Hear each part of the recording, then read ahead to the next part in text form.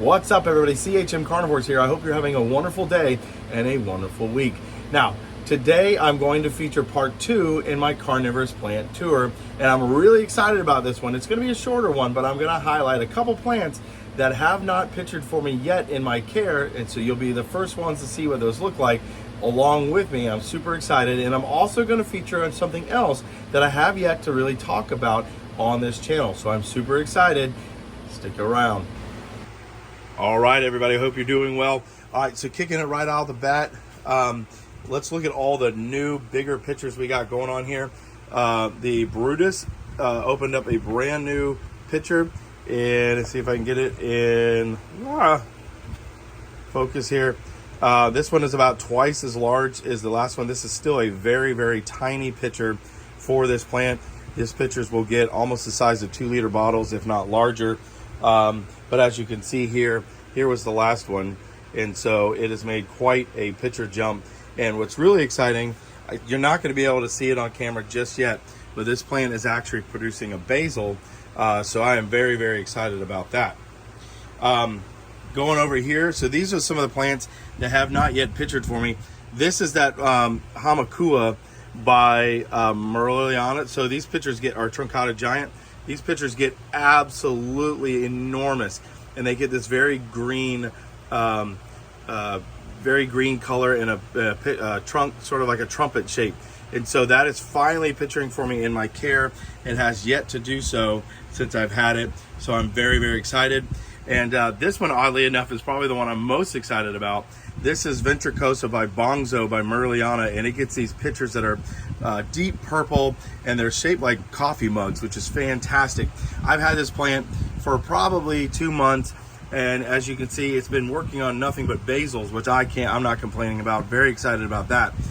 But it is finally picturing for me here, and then also here. So I cannot wait to share that with you. You'll be the first ones to see that. Super, super excited as that happens. In addition, as you can see here, we've got our Patient Red, JB by Patient Red, that I've shown quite a bit. But this next picture is going to be so much larger. It's got quite a bit to go. You can already see it's starting to color up and turn red. So I am very, very excited to see that. I moved over some of my other JB by Patient. So just to give you an idea, I've got several of these, but here's the next closest size, and then there's that one. So they have grown substantially. This one right here is a brand new pitcher. This is the largest one it has so far. This is JB by Truncata Giant. And so what I love about this one is it's green, and then the pitcher interior is just a deep, deep purple. So I am very excited to see that one grow out and how that will go. We've got our humongous spatulata by Truncata Titan, which is going all the way to the seed tray. It goes all over, and then it's got a brand new pitcher growing here, and it produces some pretty good sized pitchers. Let me see, I can't get to that one. Here is the smallest one on the plant right now. Not super colorful, but I just love it. It's easy growing. It's extremely vigorous. I got to do some trimming here. Extremely vigorous, and just all around a fantastic grower. Let's see. As you've seen, I can't really do a showcase without showing this off. This is the newest Merliana by Truncata, or Nepenthes Caesar. What I love about this is it turns, as it turns or ages rather, the peristome takes almost very coppery feel. So it's just so beautiful to look at. And I'm hoping this one will basil for me soon. The plant itself is quite a bit smaller than the Brutus, but it is still going. And way over here, it's hard to focus, but it's working on another picture that's surely going to be a giant. And so I am super excited about that. Things are looking good. They have held up very well to the Florida heat.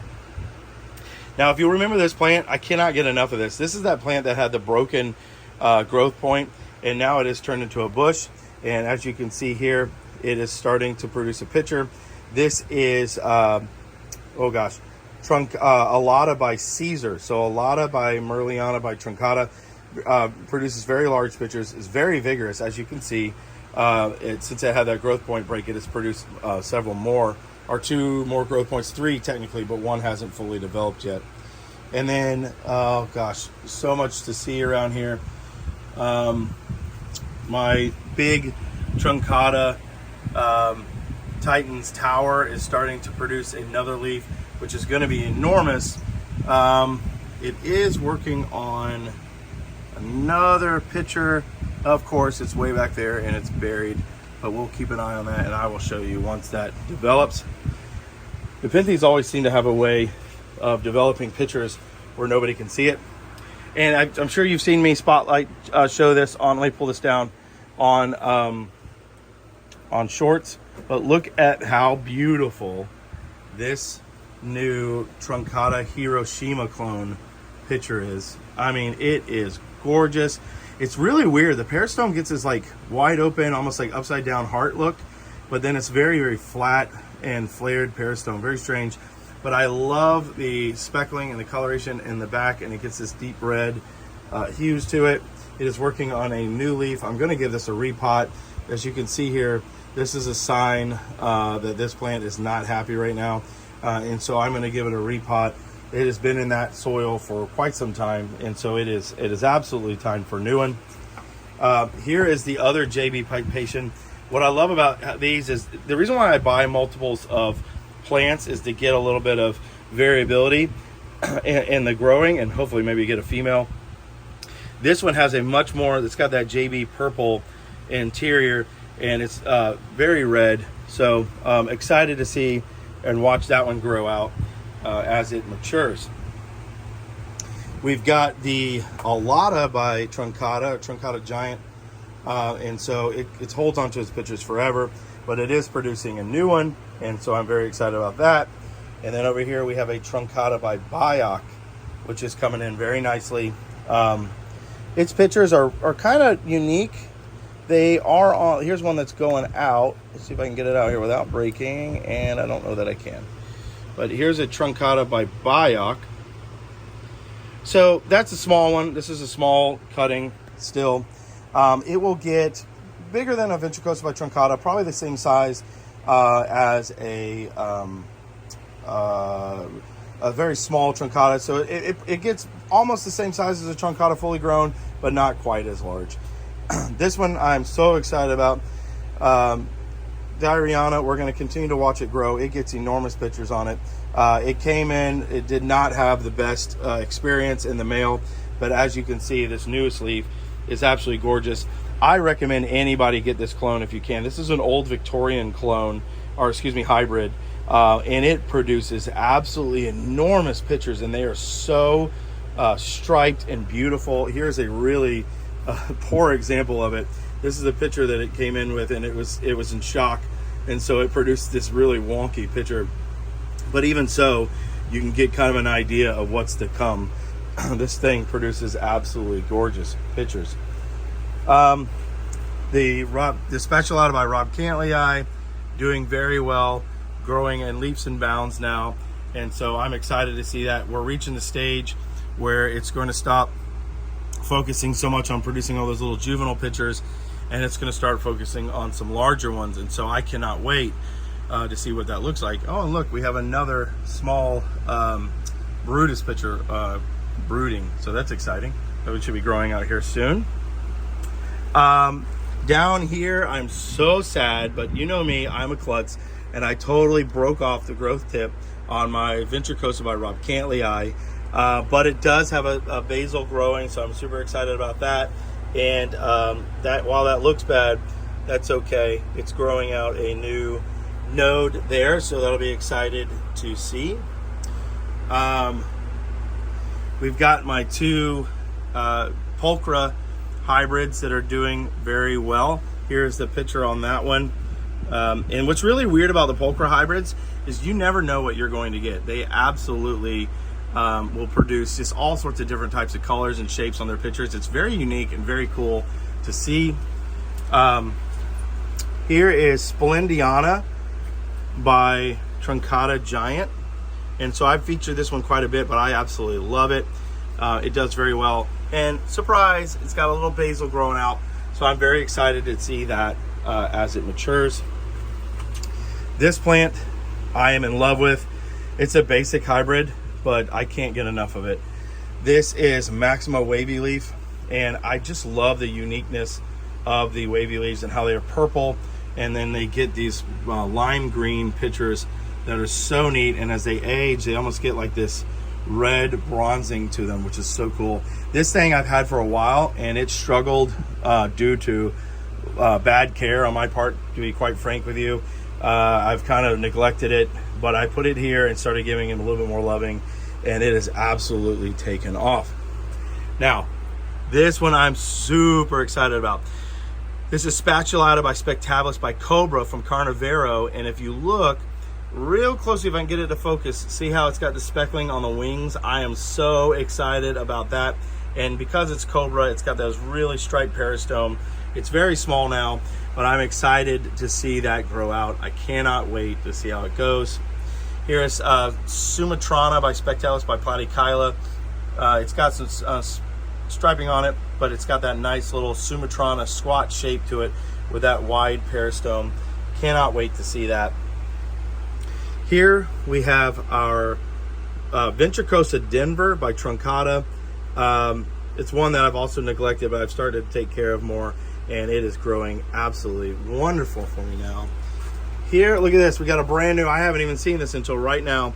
This is Renoir Tiana by Rob Cantley. I just opened up. This is probably the slowest plant I've ever seen in my entire life.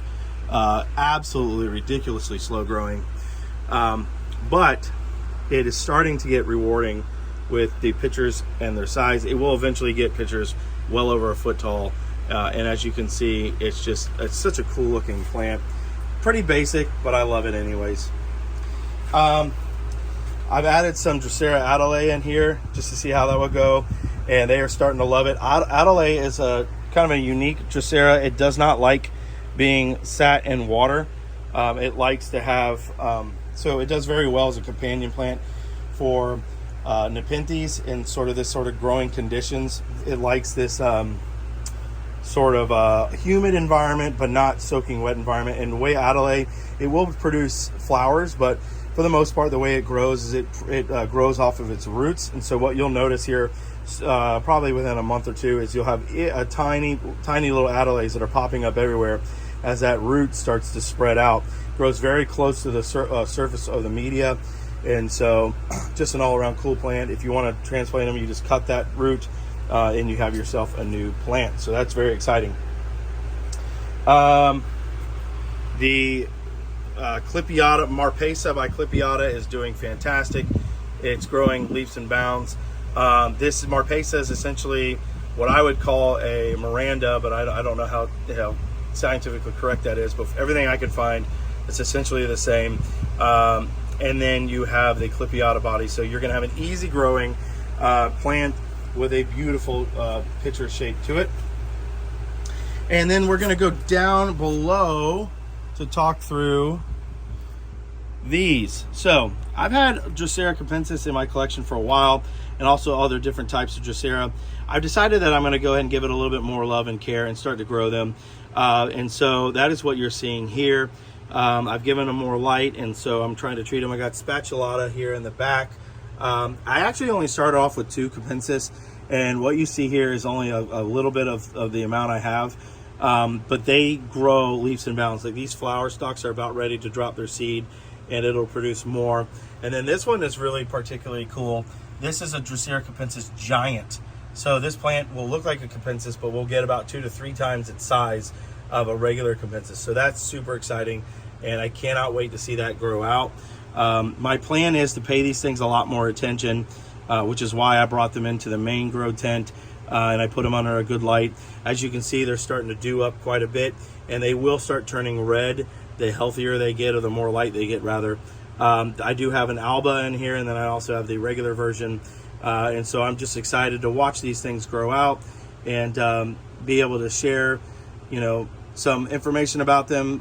I'll be making a video here upcoming soon about how to care for these.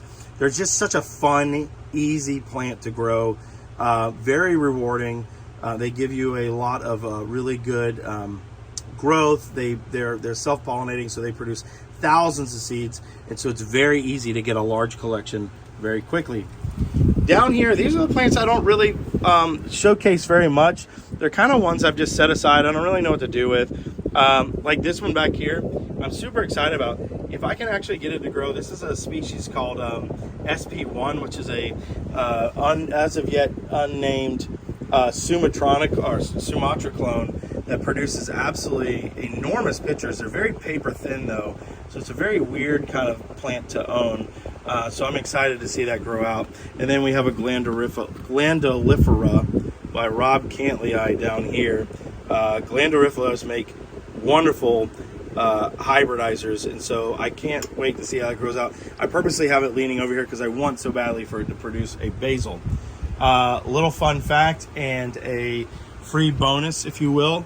If you let your Nepenthes hang down or hang to the side, they will produce basils for you much faster. And so I know a lot of people like to have their plants sticking straight up, and that's totally a choice. But if you want to have more plants and to produce basils faster, turning them on or letting them hang down rather is a good way to do just that. All right. So the last thing I want to do is showcase again just the seeds and see how they're going. Let me go ahead and put Hiroshima back here. Make sure it doesn't break. Come back over here. Let's pull out one seedling tray. I've had these seedlings for about a month and a half now. And as you can see, if I can get some good lighting, they are producing babies everywhere. Very hard to tell, but they're actually starting to get little itty bitty pictures. I don't know what they're going to catch with that, but you know what? I like the effort, so I'm super excited to see that. I've got about 12 here. Not all have grown. There's a couple that I'm still waiting on. For the most part, most of them have grown. Nepenthes seeds are very erratic. Oh, these actually started growing. They can grow. They can take up as little as 2 weeks to as long as 6 months to a year to produce seeds. So don't give up on them. If they start to look like they're a dud, don't give up on them. Keep them and see how you can go from there. And then back here I've got Rebecca Soper and a Briggsana that is growing. Rebecca Soper here has got a new basil on it. It already has 2 plants growing out of here. Very vigorous grower. I have not given that the care it needs, admittedly, but I'm excited to see it grow out nonetheless. All right, everybody, that is all I'm going to go over today. There's plenty more to talk about in part 3. I hope that you have a wonderful day and a wonderful week. And if you need anything, please don't hesitate to comment. I'm always here as a resource. Have a wonderful day. See you soon.